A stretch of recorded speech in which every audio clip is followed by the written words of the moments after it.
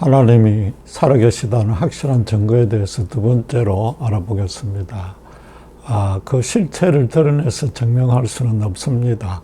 그러나 하나님이 있거나 없거나 둘 중 하나는 확실합니다. 그래서 하나님이 확실히 있다는 근거를 역으로 추정할 수밖에 없는데, 그건 결국 인간이 물질로 제한된 존재냐, 아니면 그걸 생각하면서 초월할 수 있는 존재냐를 입증하는 겁니다. 또 그것은 인간이 절대적이고 영원한 창조주 하나님 앞에 어떤 존재인지, 또 어떻게 이 땅에 살아가야 되는지에 대한 문제에 대한 해답을 얻는 작업인 것입니다.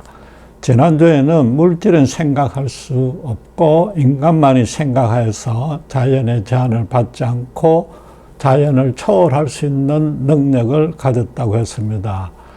그 이유는 분명히 초월적인 존재가 그 초월성을 인간에게 부여했기 때문입니다.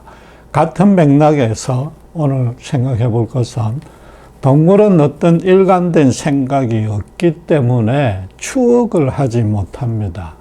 오직 현재의 여건간에서 그 생존할 수 있는 본능만 실현하는데, 미리 어떤 정형화된 패턴에 따라서만 행동할 수 있습니다. 과거에 성공했느냐 실패했느냐에 대한 반추를 못합니다. 쉽게 말해서 첫사랑에 대한 추억을 떠올리면서 아련한 감상에 젖지를 못하는 겁니다.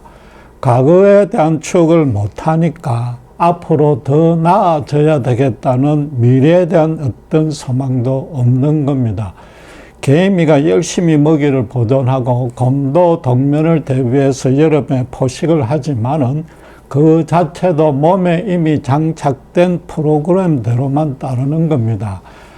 곰이 장남은 낳아서 의사시키고 차남은 변호사시키겠다는 그런 생각은 추워도 못하는 겁니다. 여러분 한번 진지하게 생각해 보십시오. 인간이 물질에서 우연히 진화된 물질적인 존재라면 어떻게 과거를 추억할 수 있고 어떻게 미래를 소망할 수 있겠습니까? 그건 너무나 불합리한 주장입니다. 인간만이 추억을 할 수 있는 존재인데, 추억이란 것은 머릿속에 어떤 물체나 실체를 저장하는 것이 아니고 과거의 사실 사건들을 정보화시키고 데이터 자료화해서 눈에 보이지 않는 것들이죠. 그 자체를 눈에 보이지 않는 머릿속 공간에다 저장하는 겁니다. 이게 눈에 보이지 아니하니까 인류의 역사처럼 기록만 되어 있으면 영원히 저장이 가능한 겁니다.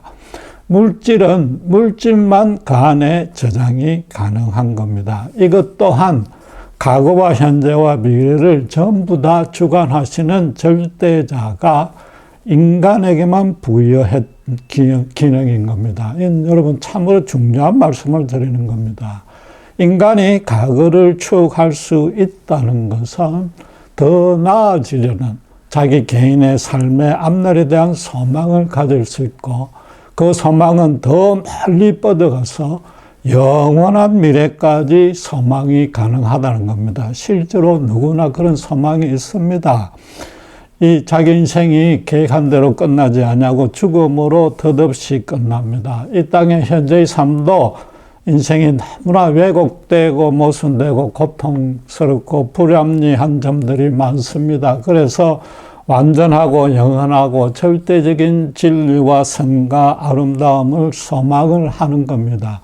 소망이란 것은 과거와 과거의 자료에다가 현재의 상황을 보태서 미래의 이상적인 상황을 꿈꾸는 겁니다.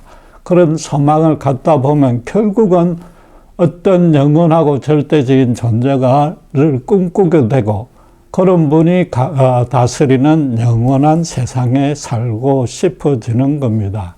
물질은 여러분 반드시 썩게 마련입니다. 물질은 생각을 못할 뿐만 아니라 이 땅에 썩는 물질이 영원에 대한 소망을 할 수는 0%의 확률로 불가능한 겁니다.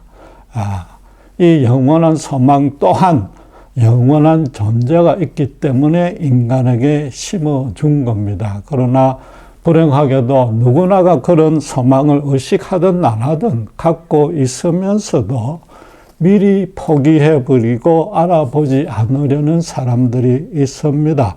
그 불신자들입니다. 결국 그럼 그 사람들은 물질이나 짐승처럼 이 땅에 제한돼서 그것으로 사는 걸로 만족해버리는 겁니다. 대신에 그 소망에 대한 아쉬움을 지울 수가 없으니까 진화론에 가지고 핑계를 삼고 위로를 삼는 겁니다. 영원한 존재가 없다고 스스로 부의를 하는 겁니다. 그러나 여러분, 정작 문제는 영혼을 소망만 하는 것이 아니라 확신하고 있는 신자입니다. 신자가 과연 영혼을 소망하면서 그 영혼을 소망하는 자답게 사느냐, 정말 한번 점검해 보시기 바랍니다.